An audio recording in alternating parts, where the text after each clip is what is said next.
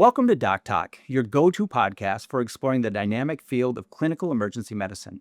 Each episode, we delve into real case scenarios that challenge and inspire medical providers just like you. From mastering point-of-care ultrasound to excelling in airway management and ultrasound-guided regional anesthesia.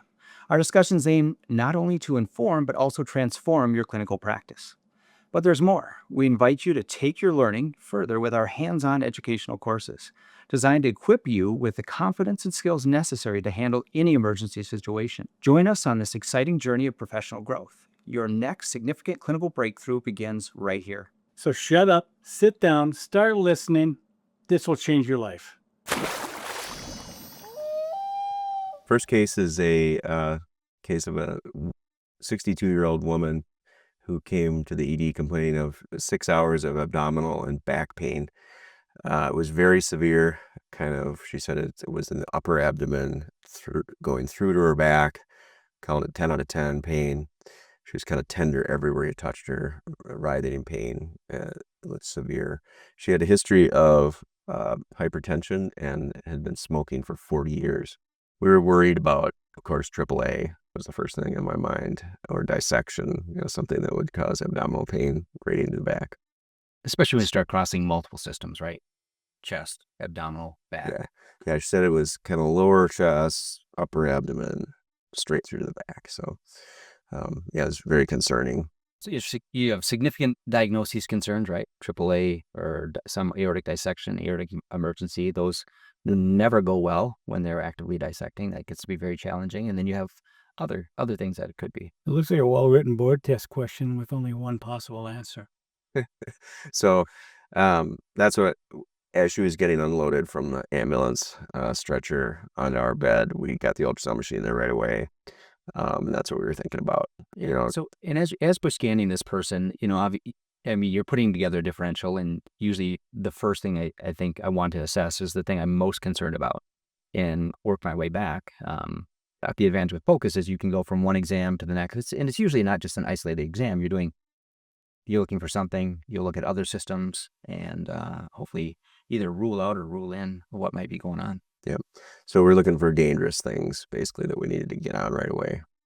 She wasn't in our critical care area. She was just a regular bed. So if we found something bad, she would have been quickly moved there. All right. So her blood pressure is a little on the low side. Her heart rate was 130. That could be just from severe pain, but we were kind of worried about that. Not frankly hypotensive, but not really hypertensive either. I think when you see someone like this, a history of hypertension, and all of a sudden you have essentially relative hypotension, I'm even more concerned about this might be. And, and if you're not doing point-of-care ultrasound, I think this becomes a crisis situation. You might just rush her to CT, but she might have problems there if she doesn't get resuscitated. That usually goes well, right? When someone does it.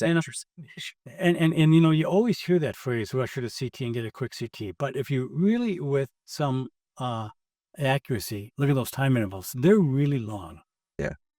Yeah. Dave published a study that when you ultrasound people right away, if they have a ruptured AAA, you find it, of course, right away. And you get on it, they get to the operating room much quicker, and they have better outcomes. So that's what we were thinking going into this room.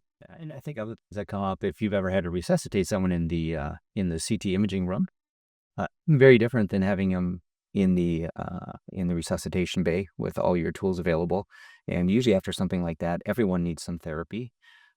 It's a very, very challenging place. Not to mention one more point is that if you do that, you should go with them, and this pulls you away from the ER. Yeah. So if we found a AAA, we would have gone to the stabilization room, started blood, big lines before she went to CT to show that that was the problem. But here's what we found. Here's the aorta right there, and when they're normal like this, I don't measure them. You're supposed to measure it front to back, but here's some centimeter marks over here. This thing is only a couple centimeters. Here's the vertebral body here. We're transverse, and that's the aorta. This is the IJ right here.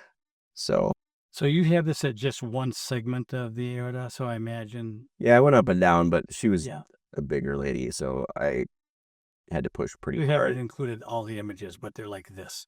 Yeah. I mean, this is probably the best you could get on this lady, but this is like halfway between her xiphoid and her umbilicus is where you usually get aneurysms. So I was pretty happy that it looked normal. Good. I mean, the size of aneurysms that rupture are average 7.5 centimeters. So that would take up most of this screen here. Yeah, I make one point about that is those, as it gets to 7 centimeters or expands to any dimension, they don't propagate back. They propagate up toward your transducer, so they're easier to see. So the more abnormal they are, the easier they are to see. And I think we all run into those cases where it's hard to visualize the aorta. And I wouldn't say it's reassuring, but when I'm really concerned that someone would have a larger AAA, it usually displaces other things and becomes more prominent. And I guess I can't think of a time in the last 20 years where I had a significant aneurysm where I couldn't visualize anything abdominal. In big studies, the chance of finding an aneurysm, if there's one present at the point of care, is 100%. So you're not going to miss these. Okay, so after that, we kind of went looking for, well, what else can we see here? We did a fast exam, which we're not going to go over, but and then we got to the left kidney, and we saw this. So this is, I'd say, moderate to severe hydronephrosis. And so you're seeing this is all the collecting system of the kidney. We put color on here, and it didn't light up, of course, because it's the collecting system. And then you can see the pyramids here that really stick out. You usually don't see this with an acute kidney stone, this much hydronephrosis. So this makes me think, one, if she had pain for 6 hours, she probably has a pretty good obstruction if this developed in 6 hours. And does this make you more likely to want to do a CT scan or less? Probably more likely, but I want the answer to that question, and I also want you to tell me why you threw color across that, because that might be new to some of our people. Well, anytime you see a black open space in the center of the kidney, you want to know. I mean, there's only two. It's either part of the collecting system, which doesn't have any color flow, or it's a vessel, which could have color flow, or would have color flow. So you want to just make sure that you know the difference. So, anyway, we knew what we thought pretty sure that this is a renal stone, and it's obstructing the ureter. The question is, should we get a CT? And some people talk about using ultrasound point of care ultrasound to avoid CTs. I look at it the other way. If I see something really abnormal like this, I want a CT even more, because I want to see, like, it's probably completely obstructed. She's probably going to need to see urology. And you need to know how big the stone is and where it is to go after it. So why don't you just ultrasound the stone? Well, hers ended up being, you probably could have seen this one down by the ureter, or down by the bladder. Most of them you can't see in the ureter. So you don't see the stone. You only see the secondary effects of a obstruction, whether it's intermittent or continuous. Right. Yeah, so you're not looking for a stone, you're looking for hydronephrosis.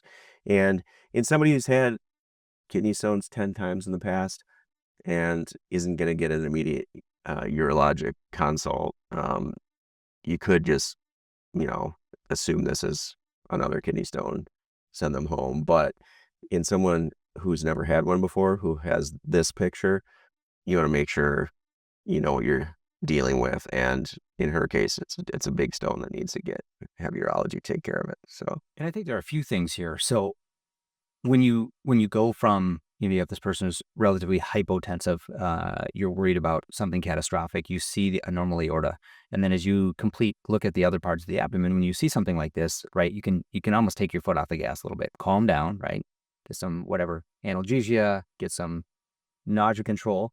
Now, in someone who is younger, I say 50 or less with a history of stones, I think as long as your chemistry is normal, right, has not affected the renal function, there's no sign of infection, and you don't see severe hydro, I think those people can just be managed without any additional imaging. Now, if I can't control the pain, if there's any signs of infection, those people definitely need imaging. But it can be used to help, obviously, narrow the differential quickly and also adequately treat these people. Yeah. The other thing that can cause hydronephrosis is pelvic masses. So you want to go down and look at we did as part of the fast exam. There's no mass in her pelvis. So yeah. So, and before we go too far down the pathway of management of stones overall, I mean, I think the real value of this is your first point, and that's that you can take your foot off the gas, so to speak. So this is someone that you don't need to put like 2 big lines in, get blood, and then make arrangements to go with them to CT. It's a completely different allocation of resources. Yeah. So, the patient needs care, needs some ongoing evaluation, but it's a completely different level of care than if you didn't have this image. Yeah. And when you have precious resources, the allocation of those resources to something that might be horrible. I mean, it's a big suck, especially in a small place where you don't have a lot of staff. And so to be able to do this and say, wait a second, look, I think this is stone.